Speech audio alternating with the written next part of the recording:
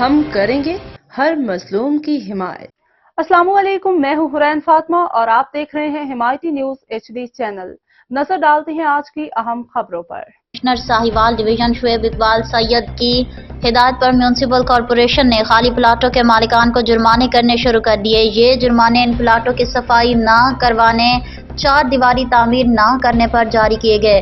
اب تک خالی پلاٹوں کے 24 مالکان کو اور ملبہ نہ اٹھانے پر 27 افراد کو نوٹسز جاری کر کے 80,000 روپے جرمانہ عائد کیا گیا ہے۔ شہر میں موجود خالی پلاٹ گندگی پھیلانے اور کوڑے کے ڈھیر جمع کرنے کا سبب ہیں، جن کو صاف رکھنے کی ذمہ داری مالکان پر عائد ہوتی ہے۔ انہیں چاہیے کہ اپنے پلاٹوں کے ارد گرد 4 دیواری تعمیر کرائیں۔ کمشنر نے علامہ اقبال روڈ پر موجود CEO ہیلتھ اور ایجوکیشن اور PTCL کے مجاز افسران کو بھی ہدایت کی کہ وہ اپنے دفاتر کے باہر لگائے گئے درختوں اور پودوں کی صفائی اور حفاظت یقینی بنائیں۔ کمشنر نے شہر کی مارکیٹوں خصوصاً دیپال پور بازار اور پاک پتن بازار میں تجاوزات کے بار ہونے پر ناراضگی کا اظہار کیا۔ دن میں 3 مرتبہ ان علاقوں میں تجاوزات کے خلاف کارروائی کی جائے اور مرتکب افراد کا سامان ضبط کرنے کی ہدایت۔